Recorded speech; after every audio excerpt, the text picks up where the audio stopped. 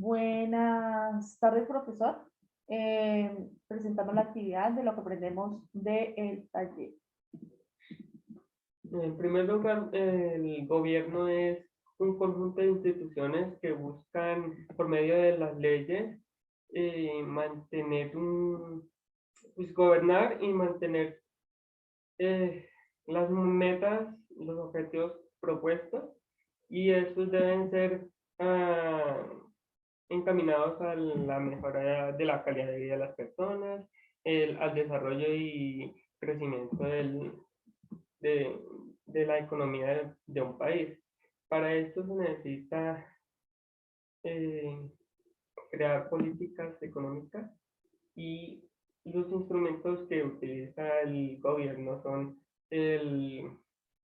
la política fiscal y la política monetaria. La política fiscal es la que controla los ingresos y los gastos del gobierno, el ahorro y la inversión que el gobierno hace para el desarrollo de la comunidad.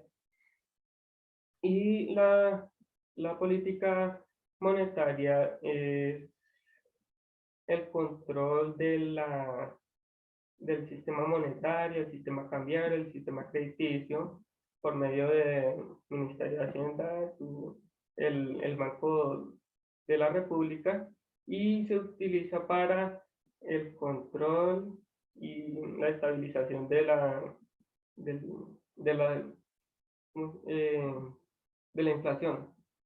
Esa es la política económica. Ujú. Eh,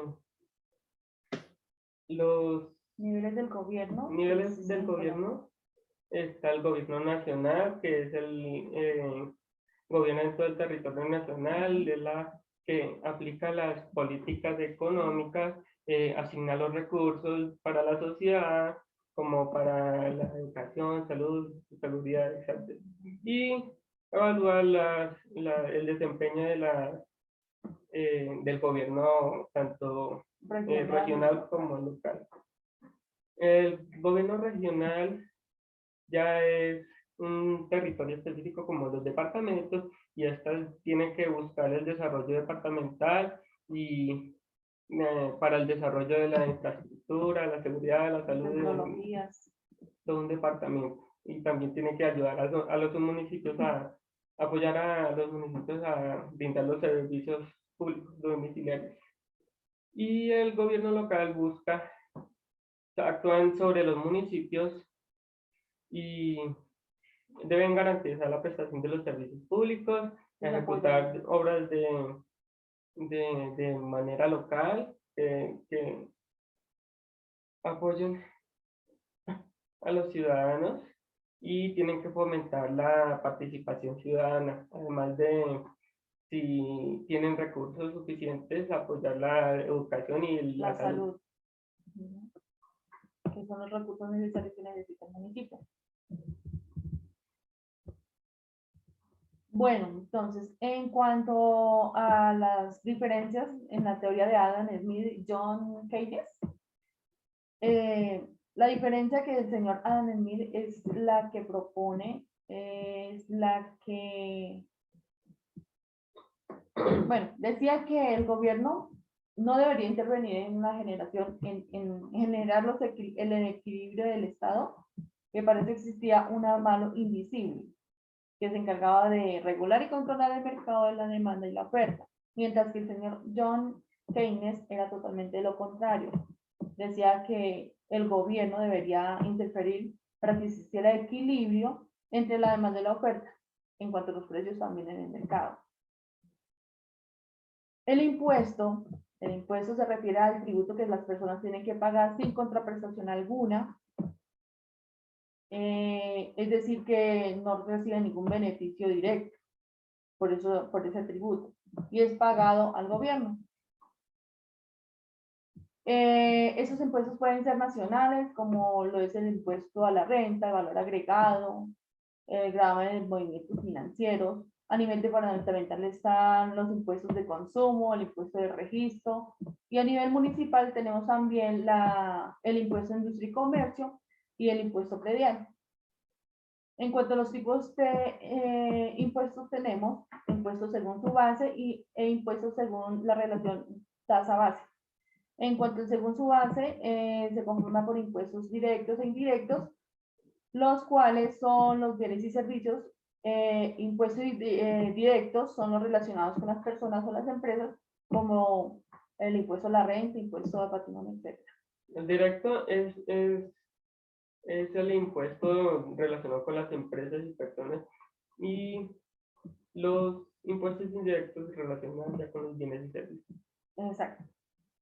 Impuestos según la relación tasa-base, que se divide en progresivos, proporcionales y regresivos. ¿En qué es el progresivo? Es entre mayor base, mayor impuesto tiene que pagar. Entre proporcionales, los contribuyentes deben pagar la proporción a su base. Y en cuanto a los regresivos, es lo referente a los contribuyentes con menor base, mayor cantidad tiene que pagar. ¿En qué consiste la curva de Laffer? Bueno, partimos desde base cero. Si no hay impuestos, si comienzan con cero impuestos, no va a haber recaudación. No, el gobierno no va a poder recaudar nada de dinero para sí, su sustento. sí.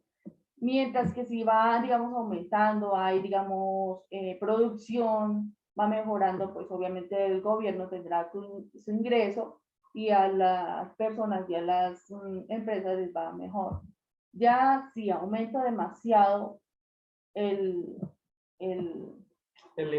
impuesto, entonces pues ya las personas o las empresas empiezan a evadir esos impuestos. Se desincentiva la producción. Sí, y exacto, empiezan a producir menos. Y por supuesto hay menos utilidades y menos las empresas impuestos. Van a pagar menos impuestos porque no van a tener utilidades, o van a tratar de evadir o hacer fraude para no pagar. Entonces, lo que propone el señor Laffer es que se mantenga un equilibrio medio, que no sea alto ni tampoco que sea bajo, sino más bien que se genere como un incentivo al productor, a las personas que tienen empresas, y también, pues obviamente, el gobierno también recibe su ingreso. Y todo eso para estimular el crecimiento económico y también poder ayudar a las empresas a desarrollar y desarrollar también el país. Ajá. Las categorías que se divide el gasto del gobierno es el de consumo al gobierno, está la inversión, tenemos también las transferencias, el pago de intereses. En cuanto al consumo del gobierno, incluye los recursos que necesita para su funcionamiento. Por ejemplo, tenemos el pago de salarios, servicios, productos que ya han adquirido.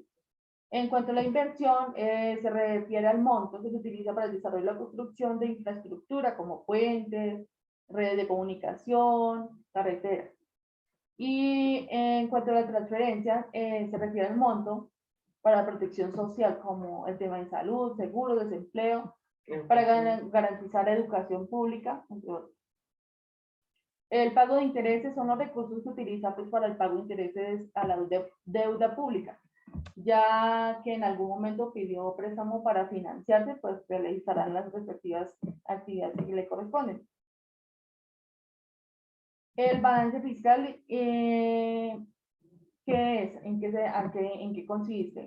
Se refiere a la diferencia que hay entre los ingresos y los gastos del gobierno.